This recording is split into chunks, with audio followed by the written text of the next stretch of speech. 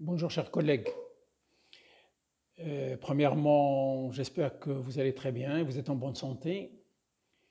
Je saisis l'occasion pour vous remercier pour les efforts que vous faites pour préparer au mieux nos élèves pour continuer leurs études l'année prochaine et pour ceux qui sont dans les classes d'examen, préparer leur examen.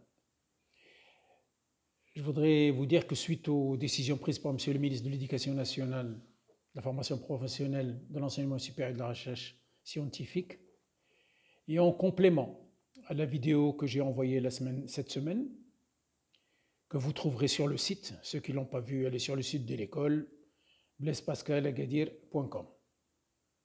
Nous avons mis en place une procédure qui nous permettra d'évaluer de façon objective et sérieuse la participation de nos élèves, leur travail et leur rendement.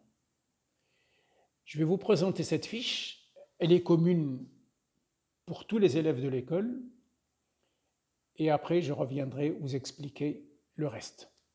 Vous avez en face ici, vous avez la fiche. C'est un bilan hebdomadaire de l'enseignement à distance. Et chaque enseignant recevra cette fiche avec la liste de ses élèves. Et bien sûr, ici, j'ai pris l'exemple de la classe deuxième année sciences physiques. L'enseignant, il va mettre son nom, il va mettre la matière. Et puis, pour chaque activité, cours ou exercice, etc., ici, j'en ai mis 5, ce n'est pas obligatoire. Ils peuvent être 2 par semaine, 3, 4, 6, ça dépend des cours. Et pour chaque activité, si l'élève est présent, si l'élève est absent, ben, il aura 0. Si l'élève est présent et il participe, il aura 10. Je prends par exemple, le premier élève ici, c'est Fatima Zahra. Bon, ben, si elle participe, elle aura 10. Si l'élève est présent, bien sûr, il est actif, il rend les devoirs, etc., ben, il aura 20. En fin de chaque semaine, puisque c'est une fiche hebdomadaire, eh bien, on fera la moyenne pour chaque élève.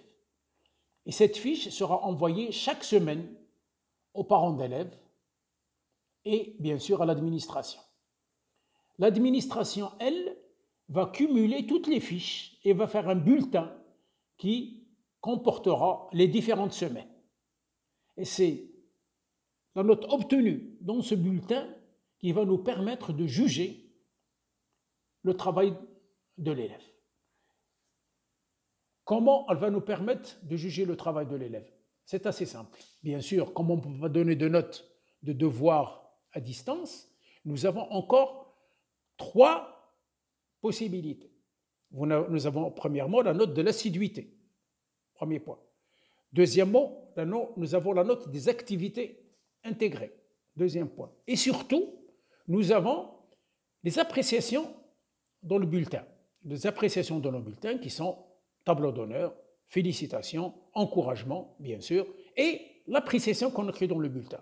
Par exemple, pour un élève qui suit, qui fait son travail, on peut bien sûr lui écrire en toutes lettres une appréciation.